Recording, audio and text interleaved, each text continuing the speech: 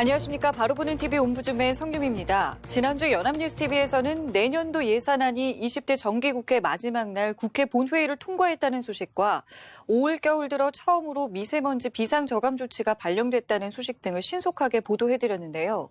오늘 연합뉴스TV를 말한다 시간에서는 뉴스리뷰, 뉴스큐브, 토요와이드 등을 중심으로 이정우 시청자 평가원이 모니터한 내용을 전해드리겠습니다.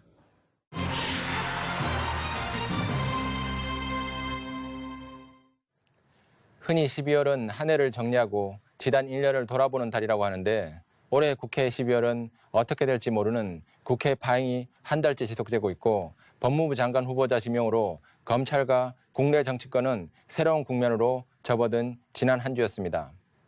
지난주 연합뉴스TV는 한국당의 필리버스터로 촉발된 국회의 파행 운행과 이에 대한 민주당의 반응과 다른 야당들의 입장을 중심으로 차분하게 보도하였습니다.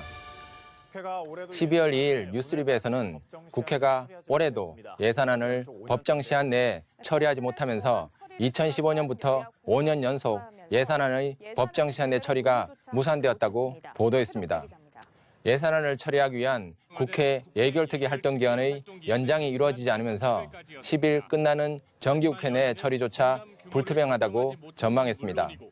더불어민주당은 자유한국당이 필리버스터를 처리하지 않는 한 협상은 더 이상 없고 다른 야당들과 협조해 예산안을 처리하겠다고 선언한 반면 한국당은 국회를 멈춰서게 한 건 민주당이라고 맞섰다고 보도했습니다. 이어진 보도에서는 문재인 대통령이 패스트트랙 법안을 둘러싸고 파행 사태가 재현된 국회를 강력하게 비판하면서 내년도 예산안뿐만 아니라 쟁점 없는 법안조차 통과되지 않는 국회 상황에 대해서 우려를 나타냈다고 전했습니다. 문 대통령은 예산안 처리가 늦어지면 효율적 예산 집행이 어려워지므로 경기 회복에 속도를 붙이기 위해서라도 신속한 예산안 처리가 필요하다고 강조했다고 보도했습니다. 12월 3일 뉴스리뷰에서는 이른바 검찰개혁 법안으로 불리는 공수처 설치법과 검경수사권 조정법 등 패스트트랙 법안이 국회 본회의에 부의되었지만 여야 대치가 격화되고 있어 표결 시기를 가늠하기는 어렵다고 보도했습니다. 민주당은 패스트트랙 법안이 본회의로 넘어온 만큼 강행 처리 절차에 착수할 수 있다고 주장하고 있고 한국당은 패스트트랙 5대 법안에 대한 필리버스터를 보장하면 민식이법 등 민생 법안을 처리하겠다는 입장을 반복했다고 보도했습니다. 바른미래, 정의, 민주평화당 3당 대표들은 표를 모아 패스트트랙 법안을 일괄 처리하자고 촉구하는 등 여야가 정기국회 파행의 책임을 서로에게 떠넘기며 협상의 돌파구를 찾지 못하는 사이 국회 마비 사태는 닷새 넘게 이어지고 있다고 지적했습니다. 12월 4일 뉴스리뷰에서는 민주당이 한국당을 제외한 모든 야당과의 공조체제 가동을 공식 선포하면서 선거제 개편안과 검찰개혁 법안에 대한 단일화 논출을 위해 여야 막판 조율 중이라고 보도했습니다. 민주당은 한국당의 필리버스터 철회 가능성이 없다고 보고 한국당 새 원내대표 체제 출범까지 기다릴 시간이 없다는 인식이 깔려 있는 것으로 보인다고 분석했습니다.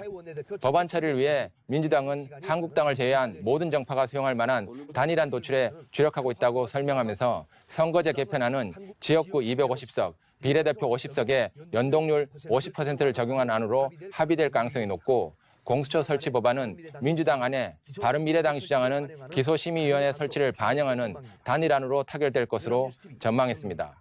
12월 5일 뉴스리뷰에서는 자유한국당을 뺀 여야 4+1 협의체가 8일까지 패스트트랙 법안과 예산안의 단일화를 만들기로 했는데 연동형 비례대표제가 골자인 선거법 개정에서 각 당 입장이 첨예하게 엇갈리고 있다고 보도했습니다.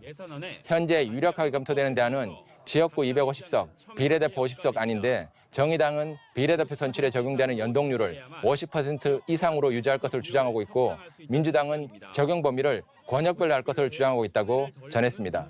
반면 한국당은 4+1 협의체 자체를 인정할 수 없다고 맞서고 있다고 보도했습니다. 12월 7일 토요와이드에서는 20대 정기국회의 마지막 본회의 일정이 오는 9일과 10일로 확정됐는데 국회 정상화를 위한 여야 합상이 무산되면서 예산안, 민생법안, 선거법, 검찰개혁 법안이 한꺼번에 국회 본회의에 오르게 됐다고 보도했습니다. 민주당은 한국당을 제외한 야 4당과 공조해 법정 처리 시한을 넘긴 예산을 먼저 처리하고 민식이법 등 민생법안, 패스트트랙 법안 순으로 임시국회를 반복적으로 열어 처리를 시도할 것으로 예상하면서 한국당이 필리버스터로 막고 민주당이 쪼개기 국회로 공격하는 창과 방패의 대결이 12월 내내 이어질 가능성이 있다고 전했습니다. 주말 사이 여야의 물밀 접촉이 이루어질 가능성을 배제할 수는 없지만 본격적인 협상은 패스트트랙 전국을 이끌 한국당 새 원내대표가 선출돼야 가능할 것으로 전망했습니다. 지난주 연합뉴스TV는 민주당과 한국당의 입장을 중심으로 정치권의 대립과 갈등이라는 외형적 현상에만 집중해서 보도했다는 점에서 다소 아쉽다고 할 수 있습니다. 특히 올해 국회 파행은 패스트트랙 법안 등에 연계되어 발생한 일종의 의도적 사태라고도 할 수 있습니다.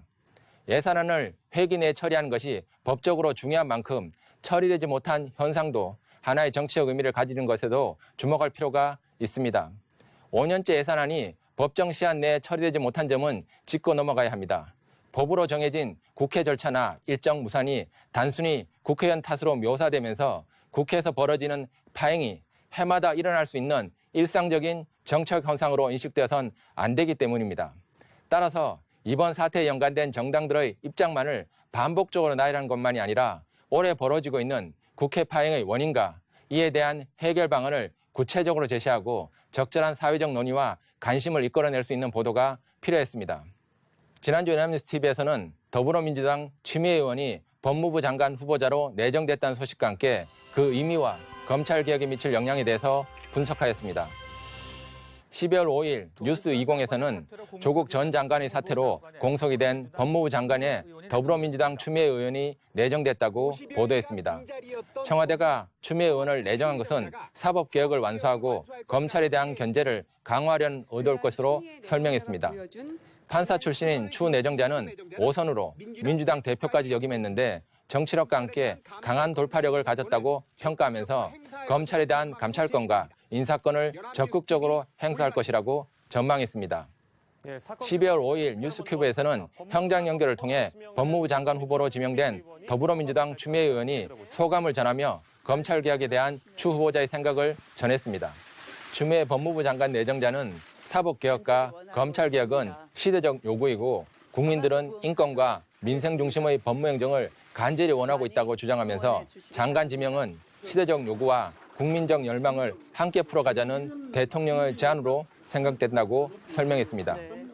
같은 날 뉴스와치에서는 더불어민주당 추미애 의원이 법무부 장관에 내정됐는데 최근 검찰 수사에 청와대와 여권의 불만이 극에 달하면서 추 후보자와 윤석열 총장 간 갈등 가능성도 배제할 수 없다고 전했습니다. 추미애 법무부 장관 후보자는 판사 출신으로 사법연수원 기수도 윤 총장보다 9년이나 빨라 무게감이 남다르고 당대표 때에 검경수사권 조정안과 공수처 법안을 주도하며 검찰개혁에 적극적이었다고 평가했습니다. 검찰개혁 완수라는 중책을 아는 추 후보자는 윤석열 검찰총장과 강대강 충돌도 예상되는데 추 후보자가 내년 초 인사를 통해 검찰 지휘부를 교체할 수 있다는 관측이 나오고 있다고 전했습니다. 조국 전 장관을 낙마시킨 윤석열 검찰은 청와대를 향한 수사에 속도를 낼 것으로 예상되는 가운데 추미애 후보자와 윤석열 총장이 검찰개혁을 두고 앞으로 어떤 행보를 보일지 주목된다고 전했습니다. 12월 6일 뉴스리뷰에서는 추미애 법무부 장관 후보자가 인사청문회 준비단 구성을 마치고 본격적인 청문회 준비에 착수하면서 다음 주 초에 국회 인사청문회 요청서를 보낼 예정이라고 보도했습니다. 추미애 법무부 장관 후보자가 판사 출신인 이용구 법무실장을 단장으로 인사청문회 준비단 구성을 마치고 국회 청문 요청서 제출 때 필요한 자료를 준비하는 데 집중할 것으로 예상했습니다. 역대 현직 국회의원인 장건우 후보자가 청문회 과정에서 낙마한 사례가 없는 만큼 부담은 덜한 편으로 보이지만 국회 검증 과정은 순탄하지만은 않을 것으로 예상했습니다. 특히 청와대를 겨냥한 검찰 수사에 대한 입장과 검찰개혁 방안에 대해선 공방이 불가피할 것으로 전망했습니다. 12월 7일 토요 와이드에서는 추미애 법무부 장관 후보자는 과거 2차례 검찰과 악연이 있었는데 이런 경험이 검찰개혁에 영향을 줄지 여부에 관심이 쏠리고 있다고 전했습니다. 추미애 후보자는 더불어민주당 당대표이던 2016년 공직선거법 위반 혐의에 대해 1심, 2심 모두 80만 원 벌금형을 확정받았고 2004년에는 정치자금 사적 사용 혐의로 후원의 회계 책임자였던 남편이 기소됐지만 정당한 정치활동 경비로 사용됐다는 대법원 판단에 따라 무죄로 결정된 경험이 있는데 과거 검찰에 대한 좋지 않은 기억들이 추 후보자의 검찰개혁에 대한 강도에 영향을 줄지도 관심이라고 전했습니다. 지난주 연합뉴스TV에서는 추미애 의원이 법무부 장관 후보로 지명되고 국회 청문회 준비에 들어갔다고 보도했습니다. 올 한 해 정치적으로나 사회적으로나 엄청난 관심을 모았던 법무부 장관의 후보 지명에 대한 보도는 단순 사실 위주였습니다. 물론 추미애 후보는 당대표까지 지낸 유력 정치인이라는 점에서 전임 조국 장관과는 여러모로 차이가 있다고 할 수 있지만 이번 지명의 의미나 앞으로의 전망에 대한 특별한 내용이 없었던 점은 아쉬운 부분이라고 할 수 있습니다. 다만 지난주 연합뉴스TV에서 추미애 후보자의 검찰개혁에 대한 생각과 장관 후보 지명에 대한 의미를 짧게나마 형장 연결로 보도한 점은 시기적으로도 적절했고 관련자들의 인용 중심의 보도 형태의 약점을 보완하면서 국민들의 궁금증을 일정 정도 채워주는 유익한 보도였다고 할 수 있습니다. 현 시점에서 국민들에게 법무부 장관이 가진 의미는 국무위원 1명 이상이라는 점을 언론은 기억할 필요가 있습니다.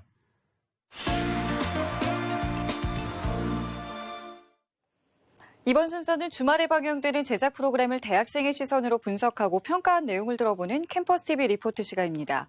이번 주는 이화여자대학교 커뮤니케이션 미디어학과의 박지연 학생 나와 있습니다. 안녕하세요. 안녕하세요. 자, 어떤 프로그램 지난주에 모니터하셨죠? 네, 저는 지난 7일에 방송된 연중기획 하모니를 모니터했습니다. 이번 방송에서는 한국 생활 16년 차 태국댁 완나카디 씨의 삶에 대해 다뤘습니다. 그럼 자세한 모니터 내용 지금부터 전해드리겠습니다.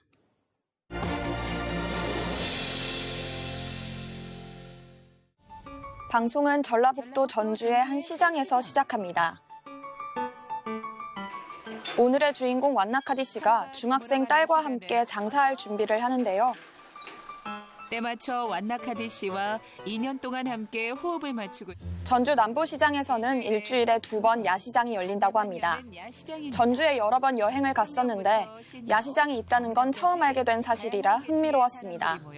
총 45개의 매대가 운영 45개의 매대가 있다고 하니 야시장 규모가 꽤 크다는 생각이 들었는데요. 베트남, 중국, 태국 등 외국 음식을 접할 수 있는 풍성한 야시장이라는 생각이 들었습니다. 이곳에서 자리를 지키며 어느덧 베테랑 완나카디 씨는 이곳에서 3년 차로 야시장 베테랑이라고 합니다. 드디어 저녁 6시면 야시장이 시작되는데요. 맛있는 음식들과 북적이는 사람들의 모습을 통해 현장감을 느낄 수 있었습니다. 먹거리를 즐기는 사람들을 보고 다음에 전주에 간다면 꼭 야시장을 들러야겠다는 생각도 했습니다. 완나카디 씨는 태국 음식 쏨땀과 라오스 음식 사구를 판매하고 있었는데요. 색다른 외국 음식이 흥미를 자극했습니다. 그리고 주문 즉시 그 자리에서 만드는 이어서 완나카디 씨 인생 이야기가 소개되는데요. 16년 전 결혼과 동시에 한국에 처음 왔다고 합니다. 딸 인경이를 낳고 한때 힘든 시기를 겪은 후 지금의 남편과 재혼했다고 하는데요. 그렇게 펼쳐진 인생 2막에는 이 야시장도 있었다고 합니다.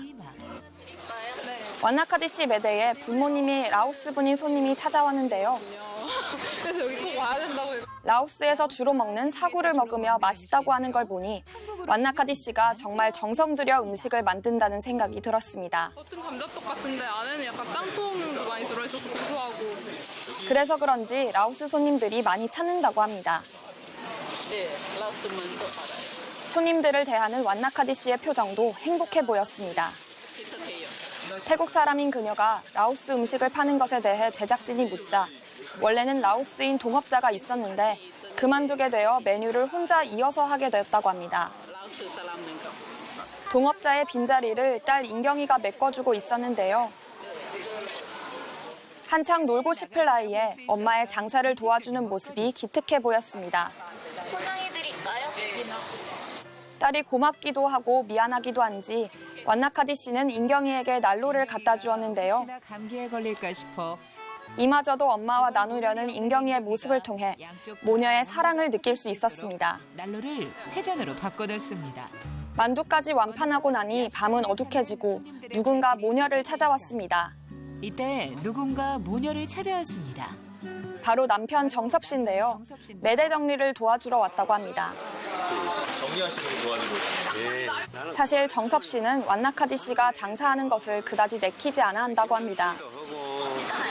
정리하고 그러니까 그냥 그만했으면 하는데. 집에 돌아와서도 완나카디 씨는 장사 뒷정리를 하느라 분주하게 움직이는데요. 뒷마무리라는데요. 그리고 세 가족은 잠시 가족 회의를 가집니다. 이 있다며 남편이 긴급 호출을 합니다. 남편 정섭 씨는 인경이가 고등학교를 가면 도와줄 여건이 되지 않을 텐데 야시장 장사를 계속할 건지 물어봤는데요. 안 했으면 하는데. 딸 인경이가 하루 정도 자율학습을 하지 않고 엄마를 돕겠다고 하는 것을 보고 완나카디 씨가 참 든든하겠다 싶었습니다. 엄마고 인경이고. 정섭 씨는 노동에 비해 이윤이 적지 않느냐는 현실적인 문제 제기도 했지만 완나카디 씨가 하고 싶어 하기 때문에 끝까지 반대하지는 못하는 모습을 볼 수 있었습니다. 이어지는 완나카디 씨의 인터뷰를 통해 속마음을 더 자세히 들을 수 있었는데요. 어떻게 할까? 친구에게 부탁해서라도 장사를 이어나가고 싶다고 손님들이 또 찾아오면 어떡하느냐는 말을 듣고 그녀가 얼마나 야시장 일을 좋아하는지 알 수 있었습니다. 손님 찾아는 어떻게 하고. 완나카디 씨가 꾸려나가는 삶의 의지와 애정이 잘 느껴졌습니다. 어느새 저도 그녀를 응원하게 되면서 다음 화가 궁금해졌습니다. 네, 모니터한 내용 잘 봤습니다. 박지연 학생은 이번 하모니에서 어떤 부분이 가장 인상 깊었나요? 네, 저는 완나카디 씨의 마지막 인터뷰가 가장 인상적이었는데요. 현실적인 어려움이 있는데도 끝까지 해보려고 하는 완나카디 씨의 태도를 보고 그녀의 삶에서 야시장 일이 얼마나 소중한지 느낄 수 있었습니다. 네, 알겠습니다. 지금까지 이화여자대학교 커뮤니케이션 미디어학과의 박지연 학생과 함께했습니다. 오늘 고맙습니다. 감사합니다.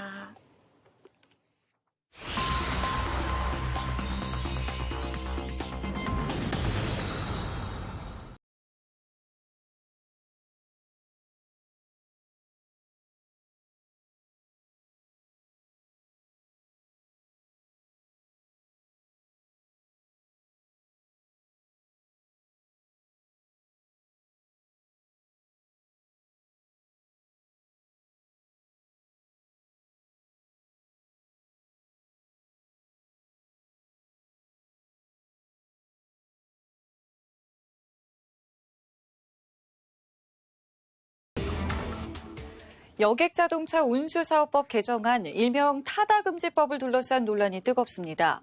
국토부는 이번 개정안이 타다금지법이 아니라 이 제도권 틀 안으로 수용해서 공정하게 경쟁하도록 하는 취지라고 밝혔지만 일각에서는 시대착오적인 규제라는 비판도 나오고 있는데요. 오늘 TV와 비평 시간에서는 이른바 이 타다금지법에 대해서 우리 언론은 어떻게 보도하고 있는지 자세히 알아보겠습니다.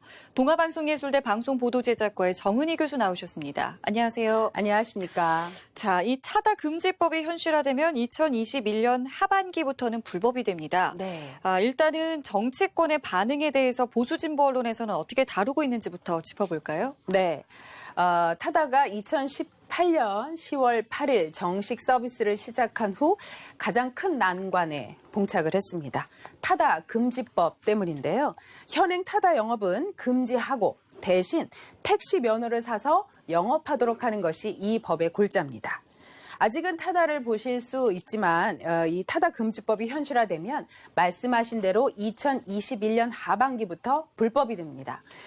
그래서 이에 대한 열띤 공방전이 벌어지고 있습니다.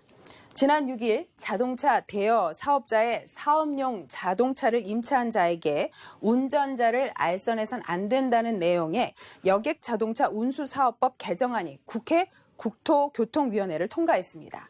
이 개정안은 타다와 같은 승합차 공유 서비스를 불법으로 규정을 하고 있기 때문에 일명 타다 금지법으로 불립니다. 여객 자동차 운수사업법 개정안을 발의한 박홍근 민주당 의원은 지난 8일 입장문을 내고 타다를 무조건 금지하는 법이 아니라 택시 제도권 안으로 편입시키려는 법이라고 강조를 했습니다. 해당 법안이 현재 같은 타다 영업은 금지를 하고 택시 면허를 구입해 영업하는 것은 허가한다라고 언급을 했는데요. 국토부 역시 평일 출퇴근 시간 등으로 제한한 카풀과 달리 이번 개정안은 택시 면허 구입 후 운행이라는 보완책이라고 강조를 했습니다. 이에 대해 타다의 모 회사죠. 소카의 이재용 대표는 자신의 SNS에 잇따라 글을 올리면서 반발하고 있습니다. 지난 9일 밤에는 타다는 이 법이 통과되고 공포되는 순간 문을 닫을 수밖에 없다라고 페이스북에 게시를 했었고요. 지난 10일 오후 6시부터는 타다 애플리케이션 공지사항 코너 등에 타다를 응원해주세요라는 제목으로 고객들에게 지지 서명을 받는 등 여론전에 돌입한 모양새입니다. 타다 금지법이 국회 국토위를 통과했지만 정치권과 업계에선 찬반 논란이 거세지고 있습니다. 산업계에 따르면 정치가 미래를 막는다라고 비판하고 있고 여당은 타다 금지법은 상생을 위한 것이라고 반박하고 있습니다. 하지만 여야 일부 의원들 중에서는 신중하게 검토할 필요가 있다라고 재검토 움직임을 보이고도 있습니다. 이번 타다 금지법에 대해서 조선일보는 사설을 통해서 시대착오 타다 금지법까지 한국 이러다 정말 망한다라고 보도를 했습니다. 한국은 규제를 깨고 또 구조조정하고 노동개혁하지 않으면 정말 망한다면서 포퓰리즘 정권은 정확히 그 반대로만 하고 있다라고 언급하고 있습니다. 한국일보는 타다 금지법, 미봉, 혁신, 규제 갈등 풀원칙 마련해야라고 강조를 했습니다. 타다 금지법에 대해 경제지들도 사설을 실었는데요. 한국경제는 타다 금지법, 소비자 후생 거른다라는 공정의 지적이는 옳다라고 보도를 했고 매일경제는 타다 금지법, 국토위 통과, 소비자는 안중에 없었다라고 하면서 타다 금지법은 입법 규제의 나쁜 선례로 남을 것이라고 강조했습니다. 네. 자, 그렇다면 이 타다 금지법이 현행 여객자동차 운수사업법과는 어떤 점이 다른지도 좀 궁금한데요. 그 차이에 대해서 먼저 좀 짚어주시고 또 우리 언론은 어떻게 보도하고 있었는지도 살펴볼까요? 네. 현행 여객자동차 운수사업법 시행령은 타다 같은 사업자가 고객에게 11인승 이상, 15인승 이하 이 승합차를 빌려주면서 운전기사를 소개해 주는 것을 허용하고 있습니다. 개정안은 이것을 고쳐서 고객에게 승합차를 한 번에 6시간 이상 빌려주거나 고객이 승합차를 타고 내리는 장소가 공항 또는 항만이어야 해서 이런 사업을 할 수 있다라고 강조를 하고 있습니다. 예외 허용 범위를 크게 축소하면서 사실 타다 영업을 금지하는 내용이 골자입니다. 이 법안이 현실화되면 법 공포 후에 1년 6개월 후에는 타다 운행을 할 수 없게 되는 것입니다. 조선일보는 현행 여객 자동차 운수사업법과 개정안에 대해서 그 차이를 상세히 보도를 하고 있습니다. 말 바꾼 정부, 표만 본 국회, 기초적인 신산업조차 싹을 자르나라고 반박하면서 여야가 표심을 의식해 택시 편이 되고 있다고 강조를 했습니다. 또한 정부는 말로만 혁신을 외친다면서 신산업에 대한 지원이 없다는 논조를 이어갔습니다. 경향신문은 현행 여객 자동차 운수사업법과 다르게 이번 개정안은 11인승 이상, 15인승 이하의 승합차와 운전자를 함께 알선하려면 관광 목적이어야 한다는 내용을 담고 있다라고 강조했습니다. 경향신문은 이 법이 국회 본회의를 통과하면 일상적인 렌터카에 기사를 함께 알선하는 방식인 타다의 법적 운행 근거가 사라질 수 있다고 강조를 했습니다. 중앙일보는 타다 금지법에 대한 오해와 진실을 보도했는데요. 이번 개정안이 타다 금지법으로 불리는 이유는 타다의 사업 근거가 되는 시행령을 정식 법 조항으로 상향하고 관광 목적에 따라서만 가능하도록 명확한 내용이 담겨져 있어서라고 언급했습니다. 하지만 새로운 형태의 모빌리티 서비스를 허용하는 안을 같이 담고 있어서 타다를 금지하는 법이라고만 정의할 수 없다라고 언급하고 있습니다. 한겨레 또한 타다 금지냐, 혁신의 제도하냐, 여객법 개정안 정면 충돌이라고 보도를 하면서 여객법 개정안이 국회 법제사법위원회와 본회의만 통과하면 현재의 타다는 금지된다고 하면서도 여객법 개정안이 타다를 금지하는 것은 아니라고 언급을 했습니다. 개정안에서 보면 모빌리티 기업은 기여금을 내고 플랫폼 운송 면허를 받으면 국토교통부가 허가한 총량제 안에서 합법적으로 운송 서비스를 할 수 있다고 지적을 했습니다. 언론은 이번 개정안을 금지로 보는 방향과 그리고 또 예외 조항이 있어서 금지만으로 볼 수 없다는 방향 두 가지의 논조로 이어지고 있습니다. 네, 당초 이 타다 서비스가 과연 공유 경제 모델이 맞느냐 이런 논란도 있어 왔는데요. 네. 해외 차량 공유 서비스 사례 또 관련 법규 등에 대해서 우리 언론은 또 어떻게 설명하고 있었는지 그 부분도 짚어볼까요? 네. 아마 우버를 잘 아실 겁니다. 해외여행 가셨던 분은 한두 번쯤은 활용을 해보셨을 것 같은데요. 글로벌 1위 승차 공유 회사 우버는 호주에서 끊임없이 택시 기사들과 갈등을 빚고 있다고 합니다. 그럼에도 우버는 호주에서 7만 명 이상의 액티브 드라이버를 확보한 이 혁신적인 서비스라는 평가를 받고 있다고 하는데요. 소비자 편익 증대를 목표로 정부, 택시업계와 손잡고 규제를 함께 설계, 발전해온 결과라고 합니다. 교통 분야 컨트롤 타워가 일원화된 호주 규제 환경도 우버 안착을 도왔다고 평가받고 있습니다. 우버를 비롯한 이 승차 공유 서비스가 소비자 선택권 확대로 이어진다는 것이 호주 정부의 판단이라고 합니다. 또한 변화를 정책에 반영하는 속도 또한 빠른데요. 택시, 대중교통, 승차, 공유 관련 규제를 아우르는 조직이 지역 단위 한 곳뿐이기 때문입니다. 이 교통 전반은 국토교통부, 또 요금제는 지자체, 규제 개선은 과학기술, 정보통신부가 담당하는 우리와는 차이가 있습니다. 또 타다라는 이름은 같지만 운영 방식은 다르는 또 다른 타다가 있습니다. 차량 공유 서비스 이지6는 싱가포르, 또 캄보디아, 베트남에서 차량 공유 서비스를 제공하고 있는데요. 이 서비스의 명칭이 타다입니다. 블록체인을 활용해서 결제 수단을 활용할 뿐만 아니라 이 자동차 주행거리, 차량 정비, 운전 습관, 운전자와 운전기사의 상호평가 등을 데이터로 해서 블록체인에 기록하면 모빌리티 생태계를 투명하게 활성화시킬 수 있다는 목표를 가지고 있다고 합니다. 합법이냐 불법이냐의 여부를 떠나서 타다가 진정한 공유 경제 모델이 맞느냐는 논란이 존재하는 것 역시 사실입니다. 개인 소유의 자산을 활용하고 자발적으로 협업 소비하는 공유 경제의 중요한 특성을 타다 서비스가 갖고 있지 않다라고 지적하는 학자들도 꽤 여럿 있습니다. 반면 완벽한 공유 경제의 모델은 아니더라도 발전 보완 과정에 있는 사업 모델을 지나치게 이론적인 공유 경제의 틀로 묶어서 혁신이 아니라고 깎아내리거나 불법 논란이 있게 서비스를 원천 봉쇄하는 규제로 나아가는 것이 타당한가라는 의문을 갖는 의견들도 많습니다. 언론은 타다 논란을 타임라인으로 정리를 하거나 타다 금지법 관련 정부 부처와 이재용 대표의 갈등을 중계식으로 다뤘지만 타다에서 촉발된 이 공유 경제라는 화두를 깊이 있게 다루지는 못했습니다. 타다에 적용 가능한 해외 사례를 분석하고 해외 승차 공유 상업이 먼저 겪고 있는 부작용과 해결책 등에 대해서 심층적인 보도가 있었으면 좋았을 것입니다. 네, 지금 저희가 짚어본 이 타다와 택시업계의 경우처럼 신산업이 등장했을 때 기존의 산업과의 마찰은 불가피해 보이는데요. 네. 이럴 때 우리 언론은 어떤 보도 태도를 가져야 될까요? 네. 국토부 이 김성도 종합교통정책관은 10일 정부 세종청사에서 브리핑을 갖고 제도적인 틀 내에서 공정한 경쟁을 펼치게 하기 위해서 입법화하는 것이라고 강조를 했습니다. 타다는 현재 유상 운송 행위로 택시업계 영역을 침범하는 상황을 유발하고 있을 뿐만 아니라 새로운 운송수단 창출 등의 공유 경제 신사업과도 거리가 멀어 보인다고 언급을 했는데요. 이어서 정책 협의 과정에 적극적으로 참여해서 상생안 등을 함께 논의해 대안을 찾는 방법이 필요하다면서 실제로 카카오 모빌리티의 경우 택시업계와 커플 문제로 갈등을 겪다가 이 7개의 택시 법인을 인수하면서 새로운 서비스를 상생해 창출하고 있다고 설명한 바 있습니다. 이렇게 신구 사업이 갈등을 겪게 되면 주도적으로 해결하려는 의지가 매우 중요해 보입니다.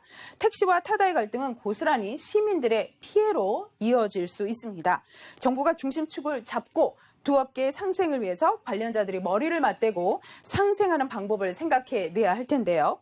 이때 언론은 각 산업계의 입장만 보도할 것이 아니라 균형 잡힌 보도가 필요해 보입니다. 정부 관련 업계의 각자 입장도 다 다루면서 무게중심을 갖고 보도해야 하고 시민들에게 발생할 문제가 없는지 꼼꼼히 확인을 해야 할 것입니다. 서로에게 피해를 줄일 수 있는 방안을 강구하면서 시민들의 피해를 최소화할 수 있는 방안이 무엇인지 언론도 함께 고민해야 할 것입니다. 네, 알겠습니다. 지금까지 동아방송예술대 방송보도제작과의 정은희 교수와 함께했습니다. 말씀 고맙습니다. 고맙습니다.